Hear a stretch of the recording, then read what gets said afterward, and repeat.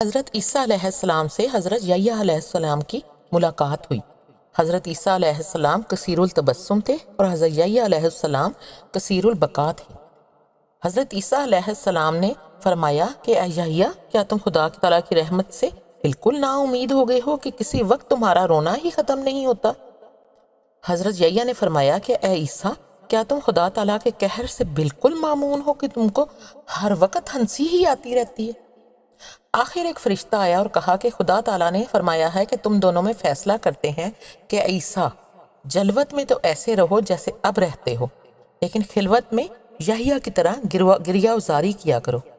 اور اے یحییٰ، خلوت میں تو ایسے ہی رہو جیسے رہتے ہو، لیکن لوگوں کے سامنے کچھ تبسم بھی کر لیا کرو کہ لوگوں کو میری رحمت سے مایوسی نہ ہو جائے کہ جب نبی کا یہ حال ہے تو ہم کو نجات کی کیا امید ہے۔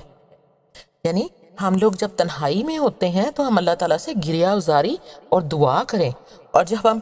محفل میں ہوتے ہیں یا لوگوں کے سامنے ہوتے ہیں تو ہم اپنے چہرے پہ ایک مسکراہٹ سجائے رہیں تاکہ لوگ پر امید رہیں اور ان میں کسی قسم کی مایوسی نہ ہو، اور ان کو پتہ چلے کہ مسلمان کتنے شاد و آباد ہیں اور ان کا دل کتنا مطمئن ہے، اور خلوت میں ہم اللہ تعالیٰ کی عبادت کرتے رہیں اور اللہ تعالیٰ کو یاد کر کے گریہ وزاری کریں اور اپنی آخرت کو یاد رکھیں، اور